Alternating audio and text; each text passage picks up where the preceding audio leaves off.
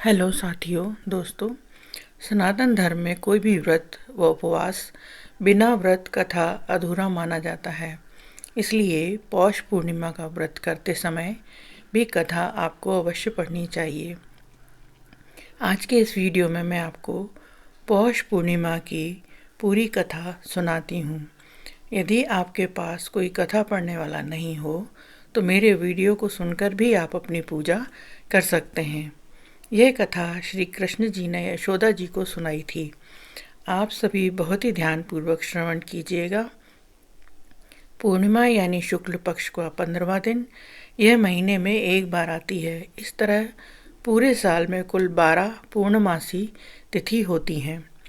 इस साल 2025 में पौष पूर्णिमा 13 जनवरी को प्रारंभ होकर 14 जनवरी को मकर संक्रांति के स्नान दान से पूर्ण होगी। पौष पूर्णिमा पर स्नान व दान करने से शुभ फलों की प्राप्ति होती है। पौष पूर्णिमा से प्रयागराज में कल्पवास का आरंभ भी हो जाता है। इस दिन किसी पवित्र तीर्थ स्थान पर स्नान करने से मनुष्य पाप मुक्त होकर स्वर्गलोक में जाते हैं। सनातन धर्म में कोई भी व्रत व उपवास बिना व्रत के पूरा नहीं माना जाता है। इसलिए पौष पूर्णिमा का व्रत करते समय आप इस कथा को अवश्य सुनें और वीडियो को लाइक, सब्सक्राइब और शेयर ज़रूर करें और बेल आइकन को भी हिट करें ताकि मेरी वीडियो आपको सबसे पहले मिल सके और आप अपडेट हो सकें। पौष पूर्णिमा की व्रत कथा के बारे में आइए विस्तार से जानते हैं।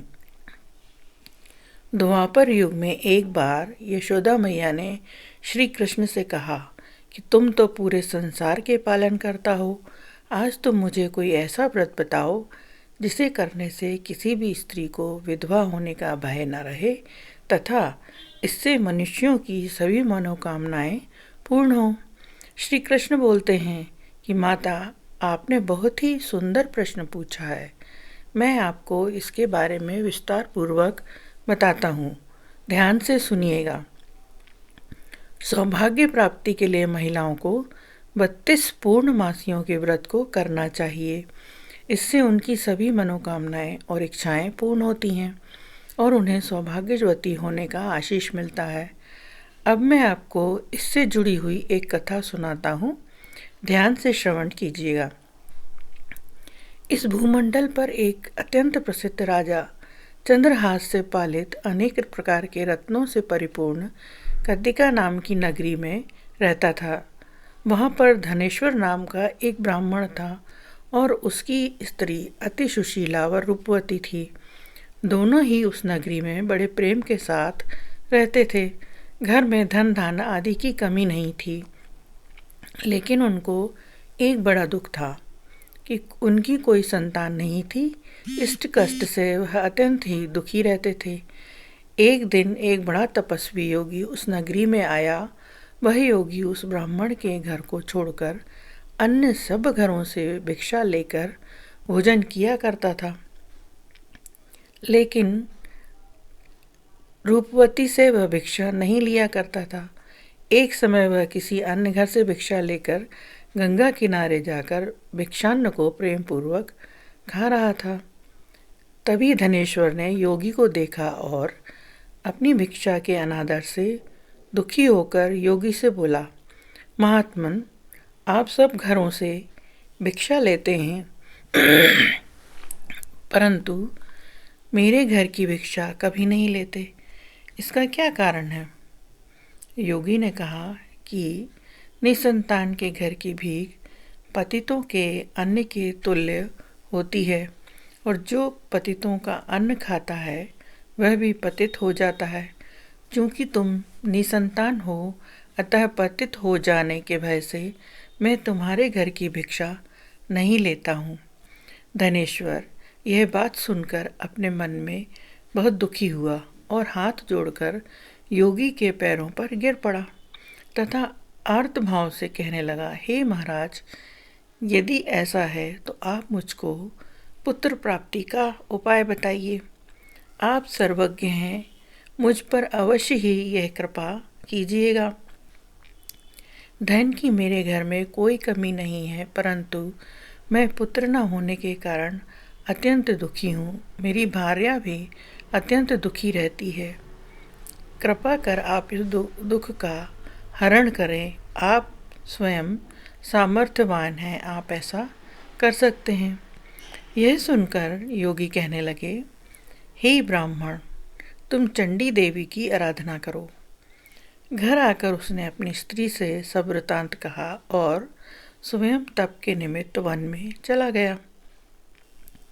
वन में जाकर उसने चंडी देवी की उपासना की और उपवास किया। चंडी देवी ने 16वें दिन उसको स्वप्न में दर्शन दिया और कहा, हे धनेश्वर, तुझे पुत्र होगा, परंतु वह 16 वर्ष की आयु में ही मृत्यु को प्राप्त हो जाएगा। यदि तुम दोनों पति पत्नी 32 पूर्णमासियों का व्रत विधि पूर्वक करोगे तो वह दीर्घायु होगा। जितनी तुम्हारी सामर्थ्य हो उतने आटे के दिए बनाकर शिव जी का पूजन करना और पूर्णमासी का व्रत रखना। प्रातःकाल होने पर इस स्थान के समीप ही तुम्हें एक आम का वृक्ष दिखाई देगा। उस पर चढ़कर एक फल तोड़कर शीघ्र अपने घर चले जाना और अपनी स्त्री से सब वृतांत कहना। जब वह श्री शंकर जी का ध्यान करके उस फल को खा लेगी तब भगवान शंकर की कृपा से वह गर्भवती हो जाएगी। जब वह ब्राह्मण प्रातःकाल उठा तो उसने उस स्थान के पास एक आम का वृक्ष देखा जिस पर एक आम का फल लगा हुआ था। उस ब्राह्मण ने उस आम के वृक्ष पर चढ़कर उस फल को तोड़ने का प्रयत्न किया, परंतु कई बार प्रयत्न करने पे भी वह वृक्ष पर न चढ़ पाया। तब उस ब्राह्मण को बहुत चिंता हुई और वह विघ्न विनाशक गणेश जी की वंदना करने लगा और बोला, हे दयानिधि, अपने भक्तों के विघ्नों का विनाश करने व उनके मंगल कार्य को करने वाले, दुष्टों का नाश करने वाले, रिद्धि सिद्धि को देने वाले, आप मुझ पर कृपा करके इतना बल दें कि मैं अपने मनोरथ को पूर्ण कर सकूं। इस प्रकार गणेश जी की प्रार्थना करने पर उनकी कृपा से धनेश्वर वृक्ष पर चढ़ गया और उसने एक अति सुंदर आम का फल देखा। उसने विचार किया कि जो फलदान वरदान से फल मिला था वह है। तब धनेश्वर ब्राह्मण ने जल्दी से उस फल को तोड़कर अपनी स्त्री को लाकर दिया और उसकी स्त्री ने अपने पति के कथनानुसार उस फल को खा लिया। इसके पश्चात वह गर्भवती हो गई। देवी जी की असीम कृपा से एक अत्यंत सुंदर पुत्र की प्राप्ति हुई, जिसका नाम उन्होंने देवीदास रखा। माता पिता के हर्ष और शोक के साथ वह बालक शुक्ल पक्ष के चंद्रमा की भांति बढ़ने लगा। भवानी की कृपा से वह बालक बहुत ही सुंदर, सुशील और पढ़ने में बहुत ही निपुण हो गया। चंडी देवी की आज्ञा अनुसार उसके माता पिता ने 32 पूर्णमासी का व्रत रखना आरंभ कर दिया, जिससे उसका पुत्र दीर्घायु हो गया। 16वां वर्ष लगते ही देवीदास के माता पिता को बड़ी चिंता हो गई कि उनके पुत्र की इस वर्ष मृत्यु न हो जाए। इसलिए उन्होंने अपने मन में विचार किया कि यदि वह दुर्घटना उनके सामने हो गई हो तो वो कैसे सहन करेंगे। देवीदास के मामा को बुलाया और उन्होंने कहा कि हमारी इच्छा है कि देवीदास 1 वर्ष तक काशी में जाकर विद्या अध्ययन करे और हम उसको अकेला भी नहीं छोड़ना चाहते हैं, इसलिए साथ में तुम चले जाओ और 1 वर्ष के पश्चात इसको वापस लौटा लाना। सब प्रबंध करके उसके माता पिता ने काशी जाने के लिए देवीदास को एक घोड़े पर बैठाकर उसके मामा को उसके साथ विदा कर दिया। धनेश्वर ने अपनी पत्नी के साथ अपने पुत्र की मंगल कामना तथा दीर्घायु के लिए भगवती दुर्गा की आराधना और पूर्णमासियों का व्रत करना प्रारंभ कर दिया। इस प्रकार उन्होंने 32 पूर्णमासी का व्रत पूरा किया। कुछ समय पश्चात एक दिन वह मामा और भांजा मार्ग में रात्रि बिताने के लिए किसी ग्राम में ठहरे। उस दिन उस गांव में एक ब्राह्मण की अत्यंत सुंदरी, सुशीला, विदुषी और गुणवती कन्या का विवाह होने वाला था। जिस धर्मशाला के अंदर वर और उसकी बारात ठहरी हुई थी, उसी धर्मशाला में देवीदास और उसके मामा भी ठहरे हुए थे। संयोगवश कन्या को तेल आदि चढ़ाकर मंडप कृत्य किया जा रहा था। लेकिन लग्न के समय वर को धनुर्वात, एक वायु रोग जिसमें शरीर धनुष की तरह टेढ़ा हो जाता है, हो गया। इस कारण वर के पिता ने अपने कुटुंबियों से परामर्श करके निश्चय किया कि यह देवीदास मेरे पुत्र जैसा ही सुंदर है, मैं इसके साथ ही लग्न करा देता हूँ और बाद में विवाह के अन्य कार्य मेरे लड़के के साथ हो जाएंगे। ऐसा सोचकर उन्होंने देवीदास के मामा से जाकर बोला कि तुम थोड़ी देर के लिए अपने भांजे को हमें दे दो, जिससे विवाह के लग्न के सारे कृत्य सुचारू रूप से हो सकें। तब उसका मामा कहने लगा कि जो कुछ भी कन्यादान के समय वर को मिले वह सब हमें दे दिया जाए, तो मेरा भांजा इस बारात का दूल्हा बन जाएगा। तो यह बात वर के पिता ने स्वीकार कर ली और उसने भांजे को वर बनने के लिए भेज दिया। उसके साथ वह विवाह कार्य रात्रि में विधि पूर्वक संपन्न हो गया। पत्नी के साथ वह भोजन न कर सका और अपने मन में सोचने लगा कि न जाने ये कैसी स्त्री होगी। वह एकांत में इसी सोच में पड़ गया तथा उसकी आंखों में आंसू आ गए। तब वधू ने पूछा कि क्या बात है, आप इतने उदासीन व दुखी क्यों हो रहे हैं। तब वर ने सारे बातें पिता व उसके मामा से हुई थीं उसको बतला दी। तब कन्या कहने लगी कि यह ब्रह्म विवाह के विपरीत कैसे हो सकता है। देव, ब्राह्मण और अग्नि के सामने मैंने आपको ही अपना पति बनाया, इसलिए आप ही मेरे पति हैं। मैं आपकी ही पत्नी रहूंगी, किसी अन्य की कदापि नहीं। तब देवीदास ने ऐसा मत करिए, क्योंकि मेरी आयु बहुत कम है। मेरे पश्चात आपकी क्या गति होगी, इन बातों को अच्छी तरह से विचार कर लो। परंतु वह लड़की दृढ़ विचार वाली स्त्री थी। बोली कि जो आपकी गति होगी वही मेरी गति होगी। हे स्वामी, आप उठिए और भोजन करिए, आप निश्चय ही भूखे होंगे। इसके बाद देवीदास और उसकी पत्नी दोनों ने भोजन किया और शेष रात्रि सोते रहे। प्रातःकाल देवीदास ने अपनी पत्नी को 3 नगों से जड़ी हुई एक अंगूठी दी, एक रुमाल दिया और बोला, हे प्रिय, इसे लो और संकेत समझकर स्थिर चित्त हो जाओ। मेरा मरण और जीवन जानने के लिए एक पुष्ट वाटिका बना लो, उसमें सुगंधी वाली एक नव मल्लिका लगा लो, उसको प्रतिदिन जल से सींचा करो और आनंद के साथ खेलो कूदो और उत्सव मनाओ। जिस समय और जिस दिन मेरा प्राणांत होगा ये फूल सूख जाएंगे और जब ये फिर हरे हो जाएं तो जान लेना कि मैं जीवित हूँ। वह समझाकर चला गया। प्रातःकाल होते ही वहाँ गाजा बाजा बजने लगे और जिस समय विवाह के कार्य समाप्त करने के लिए वर और बाराती सब मंडप में आए तो कन्या ने वर को भली प्रकार से देखकर अपने पिता से कहा कि यह मेरा पति नहीं है। मेरा पति वही है जिसके साथ सत्र में मेरा विवाह हुआ था। इसके साथ मेरा विवाह नहीं हुआ।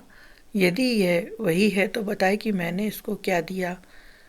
मधुपर्क और कन्यादान के समय जो मैंने भूषण आदि दिए थे उन्हें दिखाए। तब रात में मैंने गुप्त बातें कही थी वह भी सब सुनाए। पिता ने उसके कथनानुसार वर को बुलवाया गया। कन्या की यह सब बातें सुनकर वर कहने लगा कि मैं कुछ नहीं जानता। इसके पश्चात लज्जित होकर वह वहाँ से चला गया और सारी बारात भी अपमानित होकर लौट गई। भगवान श्री कृष्ण बोले, हे माता, इस प्रकार देवीदास काशी विद्यायन के लिए चला गया। जब कुछ समय बीत गया तो काल से प्रेरित होकर एक सर्प रात्रि के समय इसको डसने के लिए वहाँ पर आया। उस विषधर के प्रभाव से उसके शयन कक्ष का स्थान चारों ओर से विषैला हो गया, परंतु व्रत के प्रभाव से उसको काट न पाया, क्योंकि पहले ही उसकी माता ने 32 पूर्णिमा का व्रत कर रखा था। इसके बाद मध्याह्न के समय वह काल वहाँ पर आया और उसके शरीर के प्राणों को निकालने का प्रयत्न करने लगा, जिससे वह मूर्छित होकर पृथ्वी पर गिर पड़ा। भगवान की कृपा से उसी समय पार्वती जी के साथ भगवान शंकर वहाँ आ गए। उसको मूर्छित दशा में देखकर पार्वती जी ने भगवान शंकर से प्रार्थना की कि हे प्रभु, इस बालक की माता ने पहले ही 32 पूर्णिमा का व्रत किया था, जिसके प्रभाव से हे भगवान आप इसको प्राणदान दें। भवानी के कहने पर भक्त वत्सल भगवान शिव ने उसको प्राणदान दे दिया। इस व्रत के प्रभाव से काल को भी पीछे हटना पड़ा और देवीदास स्वस्थ होकर बैठ गया। उधर उसकी स्त्री उसके काल की प्रतीक्षा किया करती थी। जब उसने देखा कि वो पुष्प वाटिका में पत्र पुष्प कुछ भी नहीं रहे तो उसका अत्यंत आश्चर्य हुआ, और जैसे ही हरी भरी हो गई तो वह जान गई कि वह उसका पति जीवित है। ये देखकर बहुत प्रसन्न मन से वो अपने पिता से कहने लगी, पिताजी, मेरे पति जीवित हैं और उनको ढूंढना शुरू करें। जब 16वां वर्ष व्यतीत हो गया तो देवीदास भी अपने मामा के साथ काशी से चल दिया। इधर उसके ससुर उसे ढूंढने के लिए अपने घर से जाने वाले ही थे कि दोनों मामा भांजा वहाँ आ गए। देवीदास को आता देखकर उसका ससुर बड़ी प्रसन्नता के साथ अपने घर में ले गया। उस समय नगर के निवासी भी वहाँ इकट्ठे हो गए और सबने निश्चय किया कि अवश्य ही इसी बालक के साथ इस कन्या का विवाह हुआ था। उस बालक को जब कन्या ने देखा तो पहचान लिया और कहा कि यह तो वही है जो संकेत करके गया था। तदुपरांत सभी कहने लगे कि भला हुआ जो यह आ गया, और सभी नगरवासियों ने आनंद मनाया। श्री कृष्ण जी कहने लगे कि इस प्रकार धनेश्वर 32 पूर्णिमाओं के व्रत के प्रभाव से पुत्रवान हो गया। जो भी स्त्रियां इस व्रत को करती हैं वे जन्म जन्मांतर में वैधव्य का दुख नहीं भोगती और सदैव सौभाग्यवती रहती हैं। यह मेरा वचन है, इसमें कोई संदेह नहीं है कि यह व्रत पुत्र पौत्रों को देने वाला है तथा संपूर्ण मनोकामनाओं को पूर्ण करने वाला है। 32 पूर्णिमाओं के व्रत करने से व्रती की सब इच्छाएं भगवान शिव जी पूर्ण करते हैं। बोलिए हर हर महादेव।